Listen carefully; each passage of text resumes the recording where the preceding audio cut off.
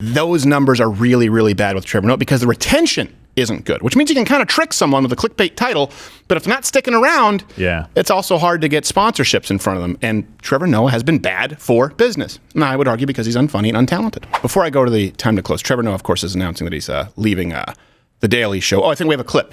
Here we go. Trevor Noah leaving. It has been 7 years since we started The Daily Show with Trevor Noah. Yeah, this week is our anniversary.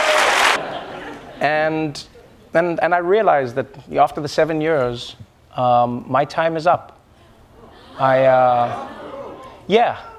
in the most beautiful way, honestly. No. And I want to say thank you to the audience for an amazing 7 years. It's been wild. It's been truly wild. 7 years of bleeding them dry. Although he says The Daily Show. It's been 7 years since The Daily Show with Trevor Noah. Because everyone's like, oh, The Daily Show. Where's Jon Stewart? Oh, you mean you. You're the underperforming. All right. Who do you think is going to take over? Well, that's my question to everyone else out there. Who do you think is going to take over, and why do you think late night is tanking? I don't know that anyone's going to take over. I think they might just do away with The Daily Show or have some new kind of incarnation. I think Roy Wood Jr. is great, honestly. And then he's good on the show. Yeah, I have heard whispers, though. Val Kilmer. Yes. Frank Stallone. Hello, welcome to The Daily Show.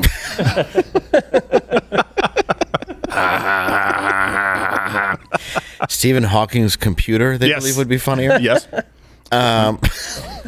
Jordan Peterson. The kids from Make-A-Wish. Nobody. Yes. Perhaps just stomach cancer. It's the adorable blanket boy. Yes. What? I'm not the one who's doing the point is there are a lot of possibilities. That's true. If the hurdle to clear is just funnier. No, we're just looking for funnier. Yes. We're just looking for funnier. The world is your oyster. Yes, exactly. Yeah. Also could be replaced by an oyster. Yes, an old pair of shoes. Yes. They also might just run Blue Oyster called Best of Hits. Yeah. So they might just do that. Yeah. The point is, there are a lot of possibilities. Just be open-minded, Comedy Central. Now, for people who don't know, The Daily Show at its peak averaged about 2.5 million nightly viewers with Jon Stewart. Which is great. They lost about 2/3 of the audience under Trevor Noah, with some episodes as low as 400,000. Now, I also understand a lot of them come through plays with clips online, so the whole sort of ecosystem has changed. That being said, people aren't watching the whole show. You've heard me talk about with this show, we always go by the number per show numbers. Right. Yeah. And that never includes the bits that you guys can go and subscribe on YouTube, CrowderBits, or the Instagram videos, right? It's how many people are tuning into the full hour show or Mug Club, 2-hour show. Those numbers are really, really bad with Trevor Noah because the retention isn't good, which means you can kind of trick someone with a clickbait title, but if they're not sticking around, it's also hard to get sponsorships in front of them. And Trevor Noah has been bad for business. And I would argue because he's unfunny and untalented. Been bad for a long time, too. Yes. I never understood the hiring. No. And some people like him. You understand I don't know who. Yeah. Oh, you're right, I do. Yes, you do. I take it back. Yes. When he's like, I would like to thank the audience. I'm like, the people you paid to come in and you told them when to laugh and when to clap, those guys? Yeah, thank the signer. I was going to use thank the crowd animator. Should be the highest paid person on that set. I was going to use a card term on my comment, and I realized how inappropriate it would have been. That saved your life there. That's the warm-up act is just a car wreck with small children. That's how they warm people up. Like, there we go. Let's set the stage for Trevor Noah. So this is why I think that late night is tanking, by the way. This is from a New York Post article. They said that people, were still joking about Trump. So Jimmy Kimmel, and this is one of his most recent quotes, Trump's ranking on the Forbes wealthiest list would be his inmate number as well. Stephen Colbert. Again, some of these are recent jokes. Called Trump a horny cockatoo. Jimmy Fallon, maybe Trump should help out with Ukraine since he's had so many affairs with foreigners. Like, this is the problem. It became a comedy witch hunt with Donald Trump, unfortunately. And they used to say, like, there's nothing funny about the Obama administration. All of a sudden, they couldn't make fun of those in power. Then Donald Trump. And now you have nothing to address with Joe Biden. You have nothing to address with Kamala Harris. Nothing to address with Pelosi, AOC. I mean, for crying out loud, it's intellectually dishonest. I know we get flack for making fun of Donald Trump sometimes, or for making fun of some people on the right, but this is a comedy show. Well, that's what you're supposed to do, and these guys got lazy. They thought, I can just bash Trump forever, and people were just like, yay, that's still not funny. Right. You're still not doing your job. There's Iranian sketch shows doing stuff on I mean, come on, more, clearly. edgy. And that's just security camera footage. Well, and this is the first time also they're talking about canceling SNL, talking about canceling it. It's too expensive.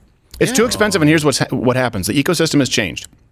And this is why we've talked about there are only 5 companies that really control all of media, right? YouTube I've been around here since 2000. My brother was one of the first partners, I believe, in 2006 or 2007. I did non-political videos 2007, and the first were 2008, 2009, if I'm not mistaken. But back then, everyone could post something, right? The whole idea was, hey, there are no more gatekeepers. When I was at Fox News, I've talked about this, they actually removed my own guest segments that I would upload to my channel because it's a fad. So now they go, oh, wait a second, we're behind the 8 ball. And we can't compete on this playing field. So they spend a bunch of money on YouTube so that they can dictate what the advertiser-friendly guidelines need to be. And that's the problem that you're seeing right now with Trevor Noah. Yeah. It just doesn't work. And with SNL, all the best sketch people, the people who are really good at impressions, the people who are really good comedians, guess what? They can't afford the pay cut to go to SNL. It's not like it used to be. No, it's very cheap. Right. Very low to write. Well, especially the amount of stuff that you have to turn around. Right. Yeah. It's like, why would you need 40 sketch pitches? Right. Well, and they're not getting the best of the best. No. Once upon a time, this was the big show, so you had the Martin Shorts, right? Yeah. You had the Bill Murrays. You had the Norm Macdonalds. You had the Dennis Millers. You had the, Adam Sandler's, Mike Myers, Dana Carvey's. Now, those people will not be going to SNL, and the problem is they still have these giant, bloated corporate business models. They have to sustain that, and it's just not. And then you combine that with the downgrade to someone who's physically painfully unfunny, like I feel it on my insides, like when I watch Trevor Noah. Like you have to watch it from between your fingers. Yes. And it's just a recipe for disaster. So it's actually, now we thank him, though. We see him as a worthy adversary. Apparently not as much as we had hoped. Trevor Noah, time to close. Why didn't they get an American to host? And again, Comedy Central tried, and those people also declined. And so once more, a job Americans rejected is now being done by an immigrant. Time to close. Endings and beginnings are ending and beginning now. Awesome! Now I can show my dick to strangers at Time night. It's like, you're looking to cute, Mr. President. Donald Time Trump, to does he go remind you a to little bit places of Egyptian leaders? go You were to using racism to be entertaining. Maybe Aborigine women do special things, like jump on top of you and just be like, whoa, whoa, whoa. Know that it's time for things to close. I know that it's time for things to close.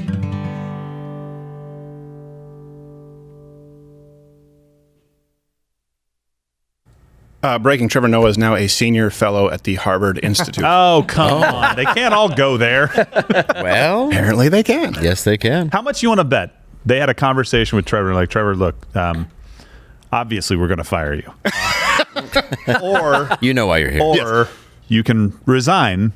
And he's like, it's ending in the most beautiful way. Right. I don't understand this. Is that with 4 audience members Yeah. going, what? What? Huh? Oh. You said there'd be free chicken. Right. What? No I'm here. chicken. Oh, it's Trevor. Hey, who's that guy? Who? It's like Pagoda and what's his name in Where's Bottle Rocket? Yeah. Who is that man? What? That's Trevor Noah, man. Come on. Watch Louder with Crowder live, Monday through Thursday, 10 a.m. Eastern.